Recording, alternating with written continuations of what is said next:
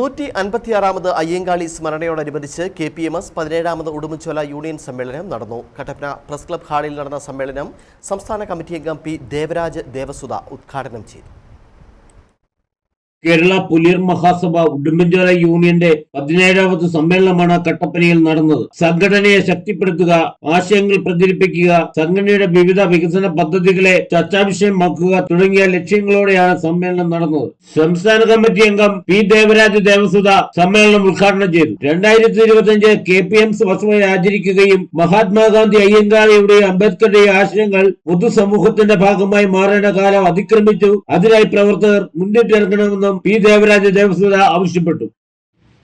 KPMSന്റെ 2025 വർഷം ഒരു മാറ്റത്തിന്റെ അലയൊലി.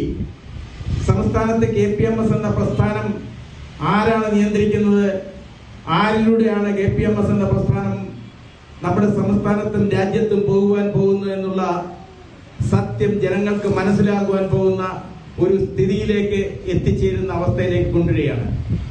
ശ്രീ PM വിനോദും ഡോക്ടർ സുരേന്ദ്രനാഥും അതുപോലെ തന്നെ G സുരേന്ദ്രനും നയിക്കുന്ന KK പുരുഷോത്തമൻ രക്ഷാധികാരിയായിട്ടുള്ള KPMS എന്ന ബൃഹത്തായ സംഘടന കേരളത്തിൽ അടിച്ച് തകർത്താടിക്കൊണ്ട് KPMSന്റെ പ്രശ്നങ്ങൾ, KPMSന്റെ അംഗങ്ങളുടെ പ്രശ്നങ്ങൾ, രാജ്യത്ത് നടക്കുന്ന പട്ടികജാതി പട്ടികവർഗക്കാരുടെ പ്രശ്നങ്ങൾ ഏറ്റെടുത്തുകൊണ്ട് നമ്മൾ നമ്മുടെ രഥഘോഷയാത്ര മുന്നോട്ട് കൊണ്ടുപോകാൻ അയ്യങ്കാളി നയിച്ച അതേ